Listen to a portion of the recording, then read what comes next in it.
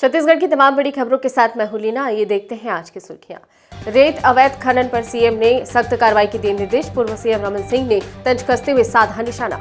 पूर्व मंत्री बृजमोहन ने भूपेश सरकार पर साधा निशाना। कहा, पुरानी योजनाओं को बंद कर वैसी ही दूसरी योजनाएं ला रही है सरकार। और छत्तीसगढ़ के सरकारी दफ्तरों में सिर्फ 5 दिन होगा कामकाज। 22 फरवरी से नए नियम कायदे लागू करने का प्रस्ताव। अब देखते हैं खबर विस्तार से। छत्तीसगढ़ में रेत के अवैध उत्खनन के मामले में सीएम के निर्देश के बाद जहां एक और कार्रवाई का दौर शुरू हो गया है, वहीं दूसरी ओर पूर्व मुख्यमंत्री डॉक्टर रमन सिंह ने रेत के अवैध खनन पर सवालिया निशान लगाया है। पिछले दिनों कोरबा के एक रेत व्यवसायी ने अवैध रेत से भरे ट्रैक्टर के खिलाफ कार्रवाई किए जाने के बाद कोतवाली में अपने ऊपर मिट्टी तेल डालकर ड्रामा किया। इस मामले की चर्चा प्रदेश भर में रही। अवैध रेत परिवहन की इस तरह की शिकायतें लगातार मिलने के बाद मुख्यमंत्री भूपेश बघेल ने कार्रवाई का निर्देश अपने ट्विटर पर डाला। इसके साथ ही कोरबा सहित प्रदेश भर में कार्रवाई का दौर शुरू हो गया है। पुलिस और जिला प्रशासन ने रेत माफियाओं पर नकेल कसना प्रारंभ कर दिया है। इधर प्रदेश के पूर्व मुख्यमंत्री डॉक्टर रमन सिंह ने अवैध रेत उत्खनन को लेकर सवाल उठाया है। उन्होंने कहा है कि बिना परमिशन के ही सभी स्थानों में अवैध उत्खनन लगातार जारी है। इससे साफ जाहिर है कि सरकार के नाक के नीचे ही उन्हीं के इशारे से ये किए जा रही हैं। उन्होंने आरोप लगाया कि अवैध उत्खनन में सरकार का बहुत बड़ा हाथ है। मुख्यमंत्री का निर्देश केवल एक नौटंकी है। अब सरकार इस नौटंकी को बंद कर पुरानी नीति पर क्रियान्वयन शुरू करें, तभी रेत पर त्राहिमाम बंद हो पाएगी। ज्ञात हो कि प्रदेश भर में रेत घाट ठेका पद्धति पर दिए गए हैं। बावजूद इसके सभी जिलों में रेत के अवैध उत्खनन को लेकर आए दिन माफिया राज और गुंडागर्दी के मामले सामने आ रहे थे। शासन प्रशासन पर रेत माफियाओं को संरक्षण के आरोप लगातार लग रहे थे, जिससे शासन की छवि लगातार धूमिल हो रही थी। मुख्यमंत्री ने संज्ञान लेते हुए जिले के सभी कलेक्टरों और पुलिस अधीक्षकों को रेत के अवैध उत्खनन, परिवहन और भंडारण को रोकने के लिए कड़ी फटकार लगाई।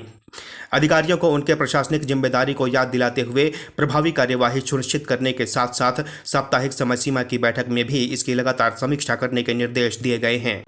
पूर्व मंत्री और भाजपा के विधायक बृजमोहन अग्रवाल ने कहा है कि भूपेश सरकार ने कई पुरानी योजनाओं को बंद कर दिया है। सरकार इसी तरह की दूसरी योजना दूसरे नाम से फिर से शुरू कर रही है।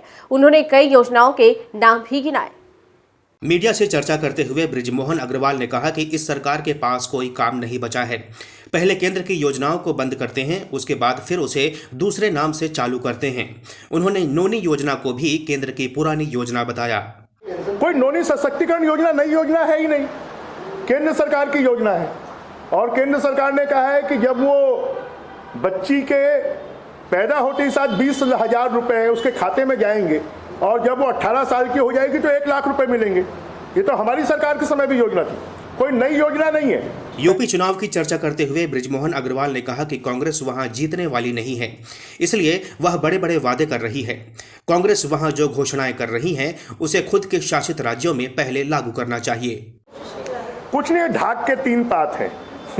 कांग्रेस को मालूम है कि कांग्रेस वहां पर चौथे 5वें नंबर पर आएगी और इसलिए खाली एक सिफुगा और हल्ला पैदा कर रहे हैं। पूरा देश जान रहा है कि कांग्रेस वहां पर चौथे और 5वें नंबर पर है। तो वो तो खाली क्योंकि भूपेश बघेल जी एटीएम है, तो एटीएम का उपयोग कांग्रेस पार्टी को करना है और एटीएम से पैसे निकलेंगे तो खर्च कहाँ होंगे। तो इसी प्रकार के फालतू कामों में जहां कोई वो तो रेत से तेल निकालने का काम कर रहे हैं और जो मालूम है कि निकलेगा नहीं। सीएम भूपेश बघेल की घोषणा के बाद अब सामान्य प्रशासन विभाग ने आदेश भी जारी कर दिया है। अब 22 फरवरी से छत्तीसगढ़ के सरकारी दफ्तरों में सिर्फ 5 दिन काम होंगे। सामान्य प्रशासन विभाग के सचिव ने इस संबंध में प्रस्ताव भेज दिया है। छत्तीसगढ़ में 5 दिनों की ड्यूटी के बाद सरकारी दफ्तरों में कर्मचारियों के काम के घंटे बढ़ जाएंगे। रोज आधे घंटे की बढ़ोतरी होगी। शनिवार रविवार की छुट्टियों को कैलकुलेट किया जाए तो इस हिसाब से सरकारी महकमा माह में सिर्फ 2 घंटे कम काम करेगा। आदेश के मुताबिक मंत्रालय, विभागाध्यक्ष कार्यालयों और मैदानी कार्यालयों दोनों के लिए समय 10 से 5:30 बजे निर्धारित होगा, यानी सरकारी दफ्तर 7 घंटे खुलेंगे। कोरबा के जिला परिवहन कार्यालय में पदस्थ एक बाबू का रिश्वत लेते हुए वीडियो वायरल होने के बाद परिवहन आयुक्त दीपांशु काबरा ने उसके निलंबन का आदेश जारी कर दिया। आरटीओ कार्यालय के बाबू सतानंद चांगड़े के निलंबन आदेश में उसके द्वारा शासकीय कार्य की एवज में पैसे लेने, परिवहन विभाग की छवि धूमिल करने एवं छत्तीसगढ़ सिविल सेवा का उल्लंघन किए जाने का उल्लेख है, जिसके चलते उसे तत्काल प्रभाव से निलंबित कर दिया गया। गौरतलब है कि कोरबा जिले के आरटीओ कार्यालय में व्याप्त भ्रष्टाचार की खबरें आम हो चुकी थीं। इसी बीच यहां पदस्थ बाबू सतानंद जांगड़े द्वारा पैसे वसूले जाने की तस्वीरें और वीडियो पिछले दिनों मीडिया में वायरल हुई थीं, जिसकी जांच रिपोर्ट परिवहन मुख्यालय भेजी गई, जिसके बाद परिवहन आयुक्त ने यह कार्रवाई की। छत्तीसगढ़ में कोरोना की तीसरी लहर में पिछले 34 दिनों में जान गंवाने वालों की संख्या बढ़कर 212 हो गई है। इनमें से अधिकतर लोग ऐसे थे जिन्हें कोई गंभीर बीमारी नहीं थी। शुक्रवार को कोरोना से 11 मरीजों की मौत हुई है। पिछले 1.5 सप्ताह से मौतों का आंकड़ा बढ़ा है।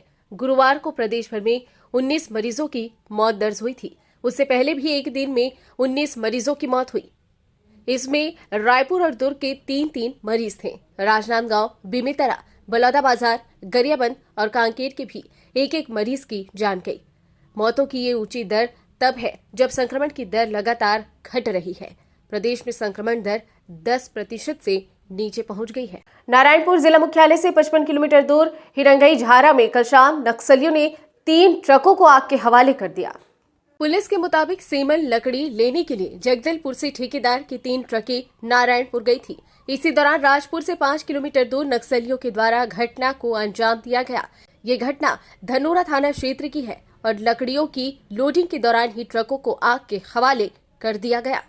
छत्तीसगढ़ के बलरामपुर में पूर्व नक्सलियों द्वारा घर में घुसकर लूटपाट और डकैती के मामले को सुलझाने में पुलिस को सफलता मिली है। मामले में पुलिस ने 6 आरोपियों को गिरफ्तार किया है। पुलिस अधीक्षक रामकृष्ण साहू ने बताया कि 12 जनवरी की रात बलरामपुर जिले के चलगली थाना क्षेत्र अंतर्गत मानपुर गांव में रविंद्र गुप्ता के घर में 6 नकाबपोश बंदूकधारियों ने घर में मौजूद लोगों को बंधक बनाकर जान से मारने की धमकी देकर सोना चांदी और नकदी रकम 2 लाख रुपए लूटकर भाग निकले।